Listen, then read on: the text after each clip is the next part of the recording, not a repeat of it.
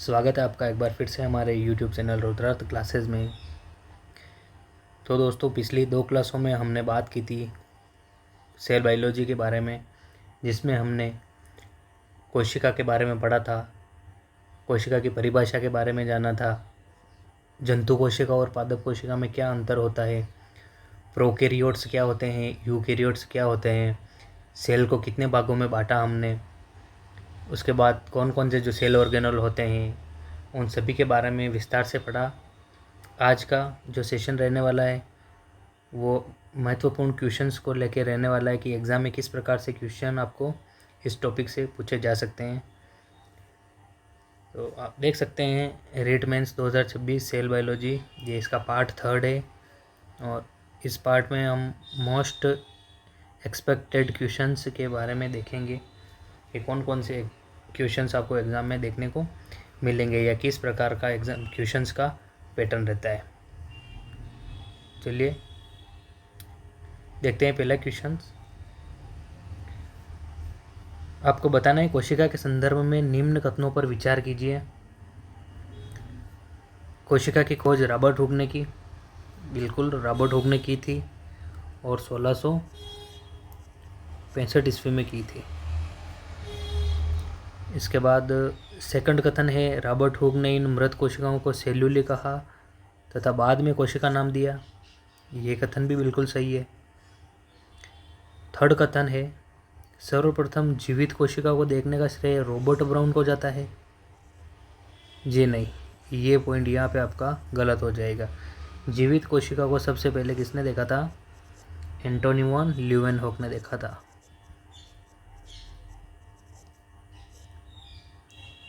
आपको क्या पूछा है इसमें? ये पूछा है कि उपयुक्त में से सत्य कथन नहीं है। कौन सा सत्य नहीं है? तो जो 3 नंबर वाला कथन है ये आपका सत्य नहीं है।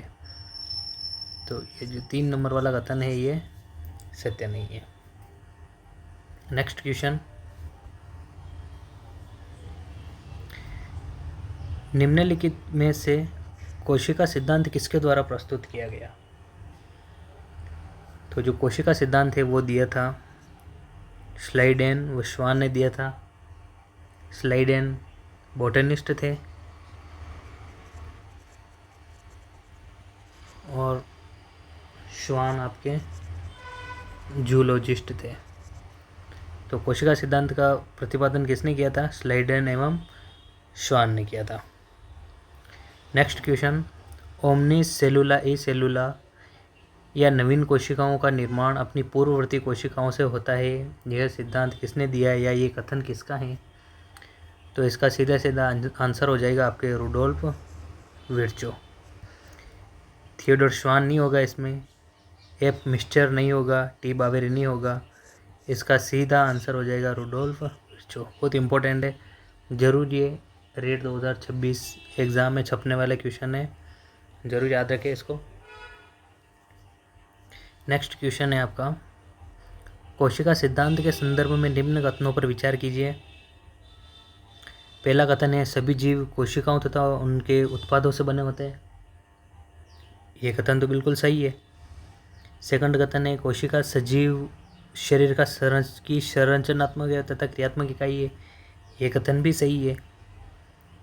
तथा तीसरा कथन है कोशिका में जीव के आनुवंशिक गुण निहित होते हैं, तो ये कथन भी यहाँ पे सही है। तो तीनों कथन यहाँ सही हो जाएंगे। तो इसका जो सही आंसर हो जाएगा, उपरोक्त में से सत्य कथन पूछा है तो 1, 2 और 3 आपके सत्य कथन हो जाएंगे। थोड़ा कोशिका सिद्धांत के बारे में देखते हैं। कोशिका सिद्धांत के बारे में थोड़ा बहुत देखिए, कोशिका सिद्धांत में क्या कहा था। कोशिका सिद्धांत दिया तो था स्लाइडन एंड श्वान ने दिया था और इन्होंने ये बताया था इसमें कि सेल के अंदर डीएनए होता है और डीएनए के अंदर जीन होते हैं और जीन के अंदर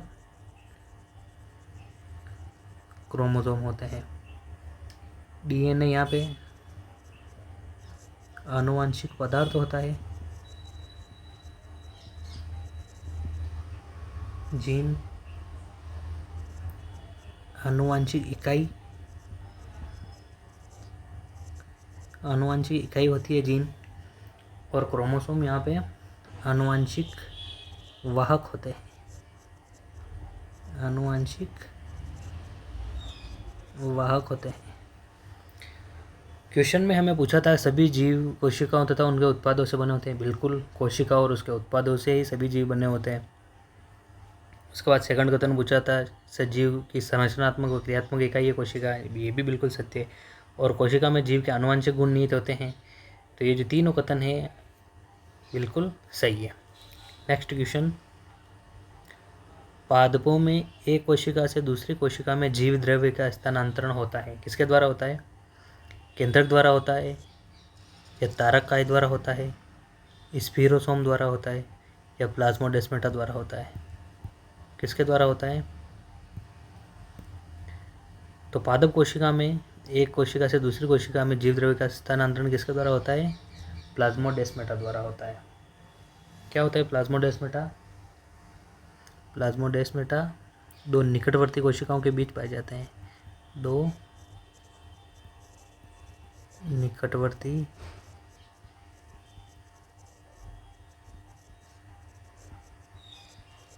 कोशिकाओं के बीच प्लाज्मोडेस्माटा पाए जाते हैं, जो क्या कार्य करते हैं? ये एक कोशिका से दूसरी कोशिका में जीव द्रव्य का स्थानांतरण करते हैं। नेक्स्ट क्वेश्चन,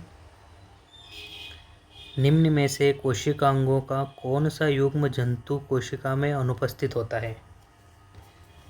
आपको बताना है जंतु कोशिका में इनमें से कौन से सेल ऑर्गेनल एब्सेंट होते हैं। ये आपको पता चल रहा होगा। इन दोनों ऑप्शन को तो आप देखते ही हटा सकते हैं। अब रही बात इन दोनों की, तो इन दोनों में से जो आपका सही उत्तर हो जाएगा वो होगा आपका लवक और रिक्तिका, या जिसे प्लास्टिडिया वैक्यूल्स कहते हैं। ये इसका सही आंसर हो जाएगा। नेक्स्ट क्वेश्चन देखते हैं, निम्नलिखित में से किसे कोशिका का ऊर्जागृह कहा जाता है? तो कोशिका का ऊर्जागृह किसे कहते हैं? माइटोकॉन्ड्रिया को कहते हैं। माइटोकॉन्ड्रिया के अन्य और नाम होते हैं, माइटोकॉन्ड्रिया के अन्य और नाम होते हैं। इसे सूत्रकणिका भी कहते हैं, इसे एटीपी निर्माण की फैक्ट्री भी कहते हैं,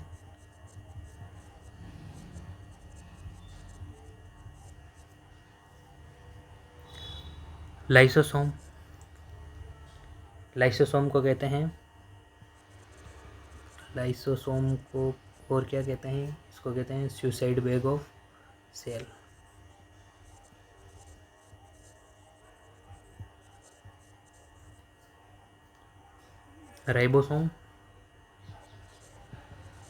राइबोसोम का अन्य नाम क्या है? तो राइबोसोम को क्या कहते हैं? इसे कोशिका का इंजन भी कहते हैं, कोशिका का इंजन या प्रोटीन निर्माण की फैक्ट्री।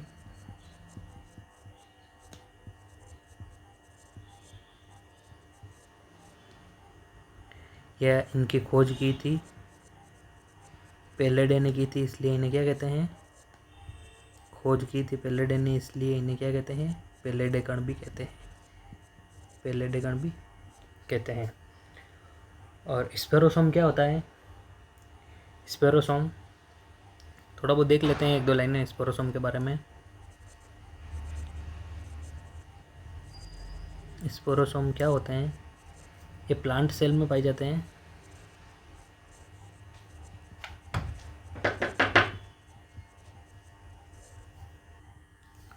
इनका कार्य होता है वसा का निर्माण व संग्रह करना। वसा या जो फैट होती है उसका निर्माण और संग्रह का कार्य कौन करता है? स्पेरोसोम। नेक्स्ट क्वेश्चन, निम्न में से एकमात्र कोशिका स्वयं में ही संपूर्ण जीव है। कौन सी कोशिका है जो अपने आप में संपूर्ण जीव होता है? क्या वो अमीबा होता है, या पैरामीशियम होता है, या क्लाइमेडोमोनास होता है, या तीनों होते हैं? तो इसका जो सही आंसर होगा वो उपयुक्त सभी हो जाएगा। क्योंकि अमीबा, पैरामीशियम, क्लेमिडोमोनास ये तीनों ही अपने आप में संपूर्ण जीव होते हैं। नेक्स्ट क्वेश्चन, निम्न कथनों पर विचार कीजिए। एक कोशिका प्लाज्मा झिल्ली, केंद्रक तथा कोशिका द्रव्य में संगठित होती है। जी बिल्कुल, कोशिका को 3 भागों में बांट के पढ़ा था। सबसे पहले प्लाज्मा झिल्ली, उसके बाद में कोशिका द्रव्य और फिर केंद्रक। तो ये कथन तो सही है बिल्कुल। उसके बाद सेकंड कथन है, कोशिका झिल्ली वर्णात्मक पारगम्य झिल्ली होती है। ये कथन भी बिल्कुल सही है। हमने पढ़ा था कि कोशिका झिल्ली पारगम्य झिल्ली होती है जो पदार्थों को चुन चुन कर अपने अंदर आने देती है। ये कथन भी सही है। तीसरा कथन है, कोशिका झिल्ली कोशिका की सबसे बाहर वाली परत होती है जो कोशिका घटकों को बाहरी पर्यावरण से अलग करती है। तो ये कथन भी इसका बिल्कुल सही है। तो क्वेश्चन में क्या पूछा है? क्वेश्चन में पूछा है उपरोक्त में से सत्य कथन नहीं है। सत्य कथन कौन सा नहीं है? तो इसमें जो सही आंसर हो जाएगा वो कोई नहीं, क्योंकि ये तीनों कथन सत्य है और अपने को पूछा है कि कौन सा सत्य नहीं है।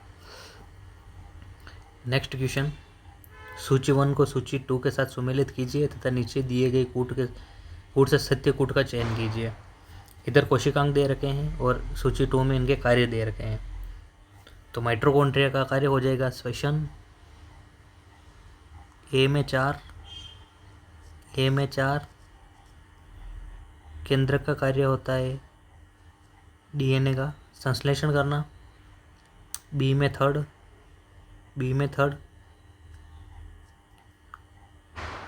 राइबोसोम का कार्य होता है प्रोटीन संश्लेषण करना, सी में सेकंड, इसमें नहीं है तो इसका आंसर ये हो जाएगा बी। और हरित लवक का कार्य होता है फोटोसिंथेसिस करना। नेक्स्ट क्वेश्चन, निम्न में से शैवाल की कोशिका भित्ति के घटक कौन कौन से हैं? तो इसके घटक सेलुलोज, गैलेक्टोज व मेनोन्स होते हैं। पादप श्वसन क्रिया में क्या करते हैं? ऑक्सीजन लेते हैं वो कार्बन डाइऑक्साइड छोड़ते हैं। ये इसका राइट आंसर हो जाएगा। नेक्स्ट है, कोशिका के निम्नलिखित में से किस कोशिकांग में दोहरी झिल्ली अनुपस्थित होती है? आप एक बार इन चीज़ों को एक बार फिर से समझ लीजिए। 3 तरह के सेल ऑर्गेनल हमने पढ़े थे। एक पढ़े थे डबल मेम्ब्रेन वाले, या जिन्हें दोहरी झिल्ली वाले। एक पढ़े थे सिंगल मेम्ब्रेन वाले, एकल झिल्ली वाले, ये एकल झिल्ली वाले, ये दोहरी झिल्ली वाले, और एक होते हैं झिल्ली रहित, ये जिन्हें क्या कहते हैं? मेम्ब्रेन लेस कहते हैं।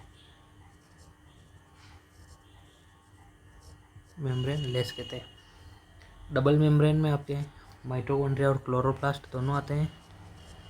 माइटोकॉन्ड्रिया और क्लोरोप्लास्ट ये दोहरी झिल्ली युक्त कोशिकांग होते हैं। और मेम्ब्रेन लेस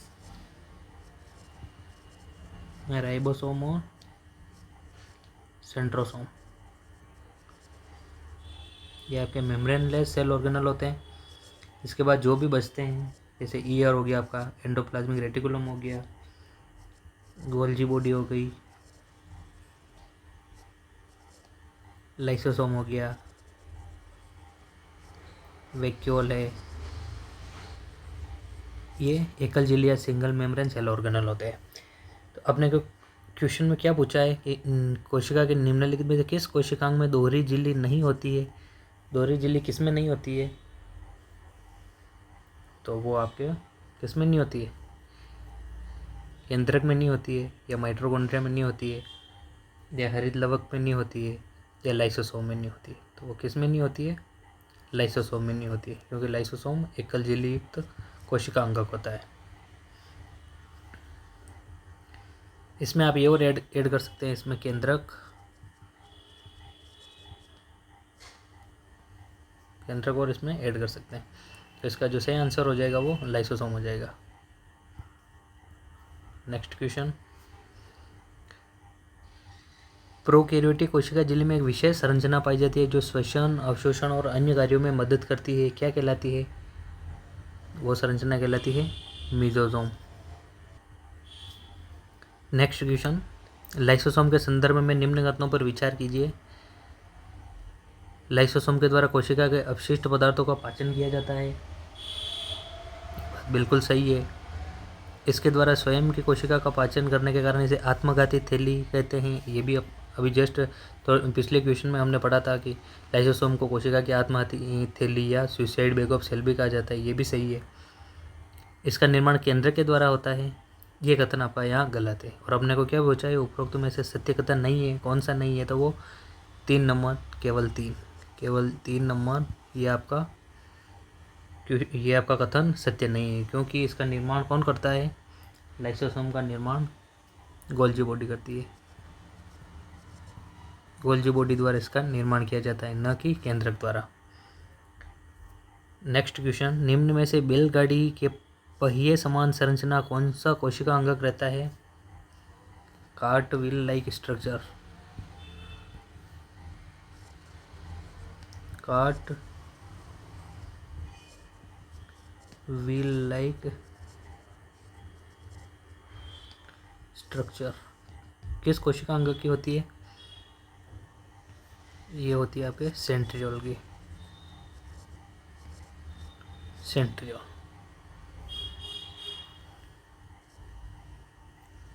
नेक्स्ट क्वेश्चन, निम्न कथनों पर विचार कीजिए। यदि कोशिका को तनु विलयन में रखा जाता है तो परासरण विधि द्वारा कोशिका फूलने लगती है। ये कथन बिल्कुल सत्य है, क्योंकि फूली सेल में क्या होता है, फूली सेल में क्या होता है, टीपी का मान ज़्यादा होता है डब्ल्यू से, यानी कि टर्गर प्रेशर का मान ज़्यादा होता है वॉल प्रेशर से। सेकंड कथन है, यदि कोशिका को समपरासरी विलयन या आइसोटोनिक सॉल्यूशन में इसको रख दिया जाए तो कोशिका के मान में कोई परिवर्तन नहीं होता है। ये बात भी बिल्कुल सत्य है। तीसरा कथन है, यदि कोशिका को अति परासरी ये इसको हाइपरटोनिक विलयन में रख दिया जाता है तो कोशिका जीव द्रव्य कुंचन के कारण सिकुड़ जाती है। तो संकुचित सेल में क्या होता है,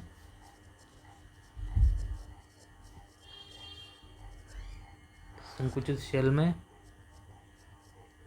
टीपी या टर्गर प्रेशर का मान कम होता है वाल प्रेशर से, इस कारण कोशिका सिकुड़ जाती है। तो ये तीनों कथन सत्य है। हमने को सत्य कथन नहीं पूछा है, कौन से कथन सत्य है, तो 1, 2 और 3 तीनों कथन सत्य हो जाएंगे। नेक्स्ट क्वेश्चन, निम्न में से किस कोशिकांग द्वारा शुक्राणु के एक्रोसोम का निर्माण होता है? शुक्राणु के एक्रोसोम का निर्माण कौन सा कोशिकांग करता है? बहुत ही इम्पोर्टेंट, आप 5 स्टार लगा लो इस पर। ये निश्चित ही आपको मेन एग्ज़ाम में आपको ये क्वेश्चन देखने को मिलेगा, बहुत इंपॉर्टेंट क्वेश्चन है। तो शुक्राणु के एक्रोसोम पार्ट का निर्माण कौन करता है? गोल्जी का या गोल्जी बॉडी करती है। नेक्स्ट क्वेश्चन, कोशिका का नियंत्रक कहलाता है, कोशिका पर कौन नियंत्रण करता है? तो वो केंद्रक हो जाएगा आपके। नेक्स्ट क्वेश्चन, निम्न में से रसधानी का कार्य क्या है, या जिसे वैक्यूल भी कहते हैं, वैक्यूल का कार्य क्या होता है? संग्रहण करना, या परासरणीय दाब को बनाए रखना, या अपशिष्ट पदार्थों का उत्सर्जन करना, या उपयुक्त सभी। तो इसका जो आंसर हो जाएगा वो उपयुक्त सभी हो जाएगा। तो दोस्तों ये थी आज की क्लास, कैसी लगी आपको कमेंट करके ज़रूर बताएं। यदि आपको वीडियो अच्छा लगा हो तो इसको लाइक करें, शेयर करें और चैनल को सब्सक्राइब करें। धन्यवाद।